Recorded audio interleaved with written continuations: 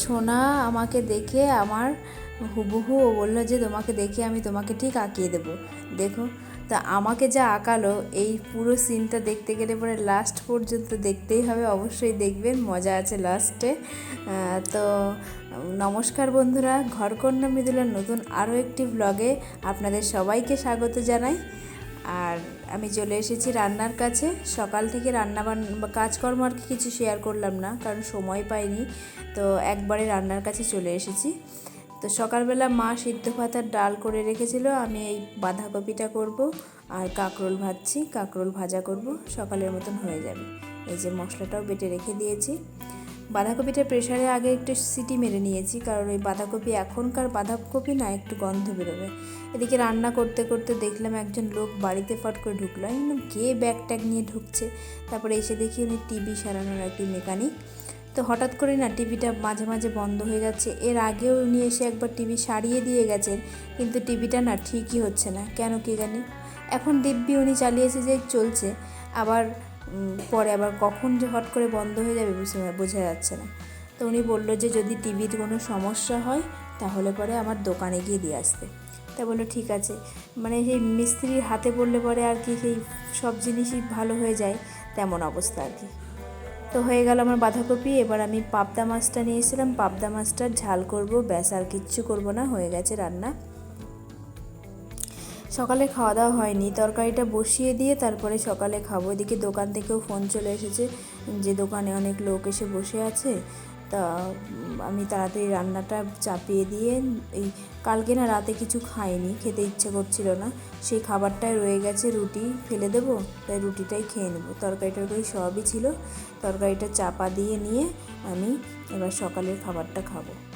সবারই মোটামুটি খাওয়া হয়ে গেছে, কিন্তু আমি সবার লাস্ট আর কি, বেজে গেছে প্রায় 11:30। এদিকে মাছের ঝোলটা একটু আস্তে জাল দিয়ে চাপিয়ে রেখে এসেছি। আর চলুন ঝটফট করে খেয়ে নিই। খেয়ে নিয়ে তারপরে আবার পার্লার থেকে ফোন এসেছে যে পার্লারে লোক এসছে। তো আমি বললাম যে একটু বসতে বল, আমি একটু খেয়ে দিয়ে নিয়ে যাচ্ছি, যেহেতু সকালে খাইনি, অনেকটা বেলা হয়ে গেছিলো। এখন যদি না খেয়ে হুটোপাটা করে চলে যায় তাহলে আমার আর খেতে অনেক লেট হয়ে যাবে। তো এই যে হয়ে গেছে পাবদা মাছের ঝালটা নামিয়ে তারপরে চলে গেলাম পার্লারে। এই যে, তো অনেকে এসেছিলো, ওদেরকে হেয়ার কাটিং ছিল, আইব্রো ছিল, ওগুলো করে দিয়ে ছেড়ে দিয়ে আমি বললাম নেল এক্সটেনশানটা একটু সময় লাগবে, তা তুমি একটু বসো, আমি ওদেরকে ছেড়ে দিয়ে তারপরে করছি। তাই আমি এবার চলে এসেছি নেল এক্সটেনশান করতে। তো ও মানে কোথাও বেড়াতে যাবে, ও বললো আমাকে একটু তাড়াতাড়ি ছেড়ে দিও। আমি বললাম হ্যাঁ, নেল এক্সটেনশন তো একটু সময় লাগে, তুমি একটু সময় নিয়ে বসো, হুটোপাটা করলে তো ঠিক একটা ভালো হবে না। তা সেই জন্যই বললো ঠিক আছে, তুমি যেমন পারো একটু সুন্দর করে দাও। ওর পছন্দ মতন বললো যে না, তুমি তোমার পছন্দ মতন করে দাও, তাহলেই হবে, আমার নিজস্ব কোনো পছন্দ নেই। আমি বললাম ঠিক আছে, তাহলে আমি আমার পছন্দ মতনই করে দিচ্ছি, তুমি ওয়েট করো। এই নেল এক্সটেনশন করতে করতে ওর সঙ্গে গল্প করছিলাম। ওর বিয়ে ঠিক হয়ে গেছে আর কি, সামনে বিয়ে আছে, তো বিয়ের কথাই বলছিল আর কি। বিয়ের বুকিংটাও করলো, যে ওর অঘ্রাণ মাসে বিয়ে আর কি, সেই বিয়ের বুকিংটা আর কি বললো যে হ্যাঁ, বুকিংটাও করে গেলাম, তো অঘ্রাণ মাসে বিয়ে হবে, ডেটটা এখনও ঠিক হয়নি ফাইনাল, তার ডেটটাও ঠিক করবে। তো এদিকে আমি অনেক কাজ করছি, এদিকে মানে অনেকটা এই যে ঝাড়ার জিনিসটা না দূরে ছিল, তা আমি ওকে বললাম যে যাও নিয়ে এসে দাও তো আমাকে একটু, তো ওই একটু এনে দিচ্ছিল। এই প্রোডাক্ট কালকে আমার ননদের ছেলে এসে একটু ঘোটাঘাটি করেছে, তাই সব খুঁজে পাচ্ছিলাম না আর কি। তো এই যে কাজ প্রায় কমপ্লিটের মধ্যে, কমপ্লিট আর নয়, এগুলো অনেকটা সময় সাপেক্ষ ব্যাপার, প্রচুর সময় লাগে। তো দেখাচ্ছি অনেকটা ছোট ছোট ক্লিপ করে, কিন্তু এই যা সময় লেগেছে প্রায় ঘন্টা খানিক তো লাগেই, তার বেশি সময় লাগে আর কি। তো বললো আমার নখটা একটু বড় বড়ই রাখো। আসলে বাচ্চা মেয়ে তো, কাজকর্ম অতটা করতে হবে না, নখটা ক্যারি করতে ওর অসুবিধাও হবে না। তো বললো ঠিক আছে, আমি একটু বড় বড় করেই রেখে দিচ্ছি। এই যে, আর একটু নিউড কালারের মধ্যে করলো, মানে খুব বেশি হেভি কালার নিল না, একটু ডিজাইন করলে স্টোন বসিয়ে, তাই স্টোন বসিয়ে ডিজাইন করে দিলাম। ওর খুব পছন্দ হয়েছে, বললো আমার খুব ভালো লেগেছে, হোয়াইট কালারটা ওর খুব পছন্দ হয়, বললো হোয়াইট আর নিউটের মধ্যে করে দাও, আর সব ড্রেসের সঙ্গে আর কি যাবে। তো আমি এবার সেটাই করে দিলাম। বললো আমার নেলের একটা কালার মানে যে কোনো একটা নোকে একটা অন্য কালার দেবে, তাই আমি একটা নোকে সাদা কালার দিই আর অন্যটা ম্যাট কালার দিয়ে করে দিয়েছি। তো দেখতে মোটামুটি ভালোই লাগছিল, ওকে সুন্দরই লাগছিল আর কি। তা আমি বললাম যে নেল এক্সটেনশন করেছো, এবার একটু হাত টাত নিয়ে সাবধানে রেখো, জোর করে কোনো নেল যেন কেউ না তোলে, মানে নেল তোলাটা ঠিক হবে না।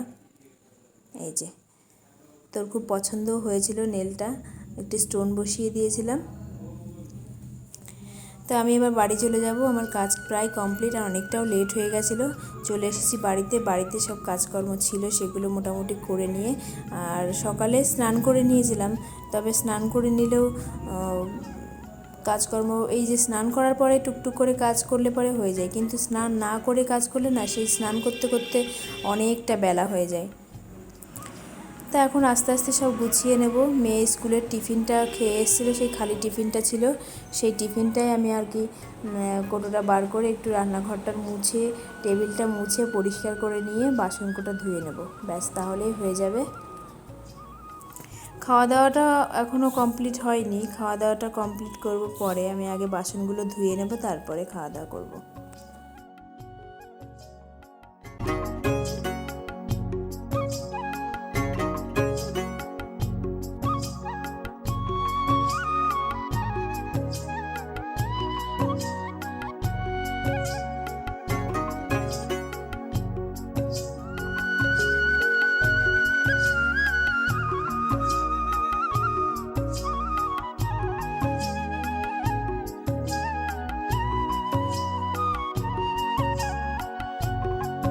তো আমার বাসন মাজা মোটামুটি কমপ্লিট হয়ে গেল, এবার দুপুরের মতন একটু রেস্ট, এবার খেয়ে দিয়ে নিয়ে রেস্ট নেব। মেয়ের আবার বিকালবেলা পড়া আছে, ওকে এবার পড়তে পাঠাতে হবে। এই যে রেডি হয়ে, এই দেখুন ওর কাণ্ড দেখলে পারে না, মাঝে মাঝে এত হাসি লাগে।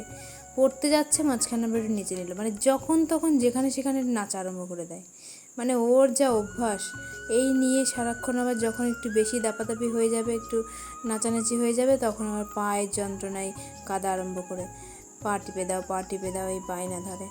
আজ যেমন সারাদিন বিকাল থেকে পায়ের যন্ত্রণা করছে, আমি যে নাচো আর একটু ভালো করে, এরকম মানে পা এরকম করে পাটা নাচিয়ে নাচিয়ে করে আর এরকম পায়ে যন্ত্রণা করে, বারণ করলে আর শোনে নাকি। বোর্ড বানান বলো। বিওটি, বিও এটি বোট, এ বেল, বেল মানে কি, এ বক্স, এ টপ, টপ মানে টপ বানান বলো। এ বল,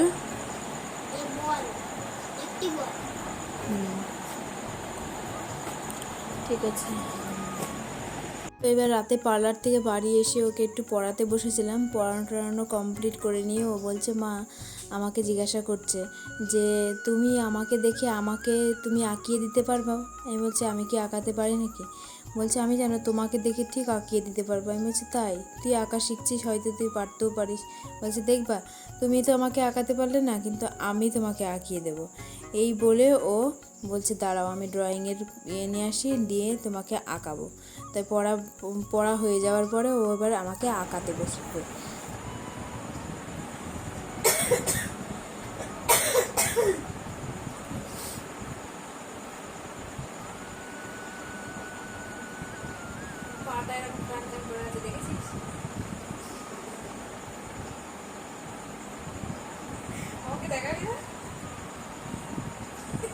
ক্যামেরার দিকে তাকিয়ে একবার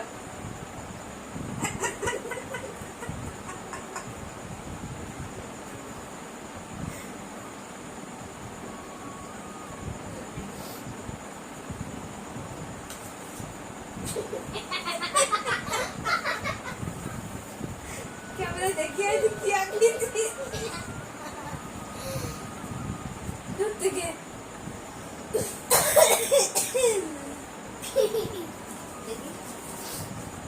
আমার মুখের সাথে এটার মিল আছে, কোনো মিল আছে? রেখে দিয়েছি।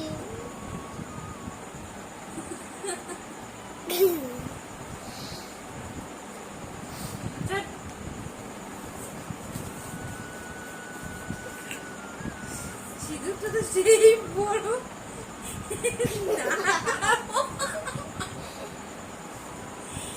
না, তার মুখটা তো সেই হয়েছে, কান তো সেই হাতির কানের মতন ফুলার মতো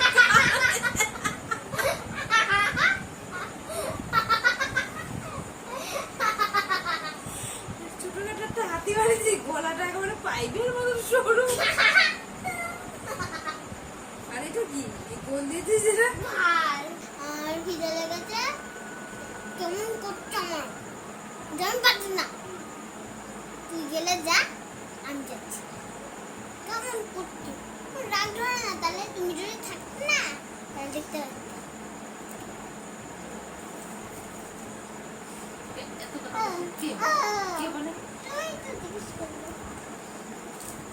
ও পরে আমাকে ঠাম্মির সম্পর্কে কমপ্লেন করছে যে আমার খিদে পেয়েছে, ঠাম্মি বলেছে আমি এখন সময় নিয়ে পারবো না। মানে যাই হোক না কেন ওর নালিশ করা লাগবেই, মানে বাড়ি আসবো আর শুরু হয়ে যাবে সব নালিশ। তো ভিডিওটা শেষ পর্যন্ত দেখার জন্য অনেক ধন্যবাদ। আজকের পর্যন্ত এখানেই শেষ করলাম।